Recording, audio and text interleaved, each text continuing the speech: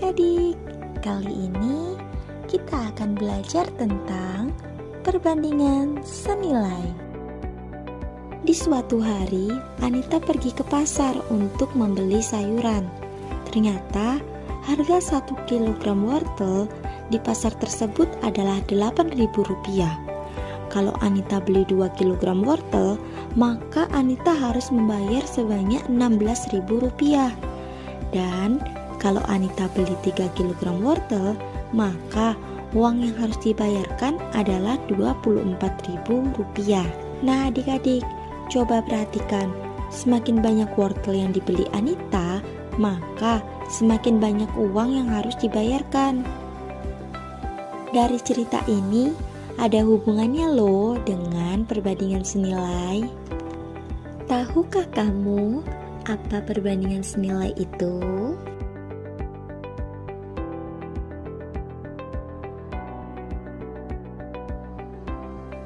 Perbandingan senilai itu apabila salah satu variabelnya bertambah, maka variabel yang lain juga bertambah, atau sebaliknya. Jika salah satu variabelnya berkurang, maka variabel yang lain juga berkurang. Seperti cerita kakak tadi ya, ketika Anita membeli 1 kilogram wortel harganya Rp8.000. Kalau Anita beli 2 kilogram wortel, maka harganya menjadi Rp16.000.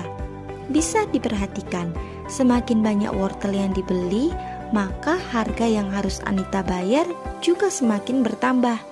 Nah, itu konsep perbandingan senilai. Ingat ya, jika salah satu variabelnya bertambah, maka variabel lainnya juga bertambah. Nah, supaya lebih jelas, kita ke contoh soal ya. Perhatikan soal berikut ini. Rasya membeli 2 kg jeruk seharga Rp24.000. Berapakah uang yang harus dibayarkan jika Rasya ingin membeli 4 kg buah jeruk?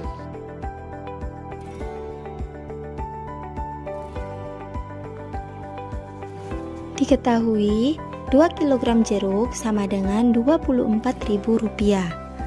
4 kg jeruk sama dengan, karena kita belum tahu harganya, maka kita simbolkan dengan Y. Kalian bisa simbolkan dengan huruf lainnya ya. Nah, supaya kita tahu ini merupakan perbandingan senilai atau bukan, kita akan ilustrasikan dengan garis. Adik-adik perhatikan dulu ya. Adik-adik silahkan perhatikan bagian yang jeruk. Dari 2 kg jeruk ke 4 kg jeruk itu naik ya, maka kita beri garis naik. Sekarang coba adik-adik pikirkan, harga 2 kg jeruk itu Rp24.000. Nah, kalau 4 kg jeruk, kira-kira harganya kurang dari Rp24.000 atau lebih dari Rp24.000 ya? Pasti lebih dari Rp24.000, maka garisnya juga naik. Coba perhatikan kedua garisnya. Karena kedua garisnya itu naik, maka merupakan perbandingan senilai. Dari soal tersebut, yang ditanyakan adalah harga 4 kg jeruk atau nilai Y. Untuk menyelesaikan perbandingan senilai, caranya kita kalikan silang. Perhatikan cara mengalihkannya. 2 dikali Y sama dengan 4 dikali Rp24.000. Yang pertama kita kalikan dulu, 2 dikali Y itu ada 2Y, sama dengan 4 dikali Rp24.000 itu ada Rp96.000. Sekarang kita cari nilai Y-nya. Y sama dengan Rp96.000 per 2. Y sama dengan Rp48.000. Nah, berarti harga 4 kg jeruk adalah Rp48.000. Kita coba ke contoh soal berikutnya. Amir mengendarai mobil dapat menempuh jarak 120 km selama 90 menit. Berapa waktu yang diperlukan Amir untuk menempuh jarak 100 km? Nah, sekarang kita tuliskan dulu yang diketahui. 120 km ditempuh selama 90 menit. Kalau 100 km ditempuh berapa menit ya? Kita simbolkan saja dengan huruf Y. Sekarang kita buat garis ilustrasinya. Perhatikan jaraknya. Dari 120 km ke 100 km itu turun. Berarti garisnya turun. Sekarang coba kalian perhatikan 120 km itu ditempuh 90 menit.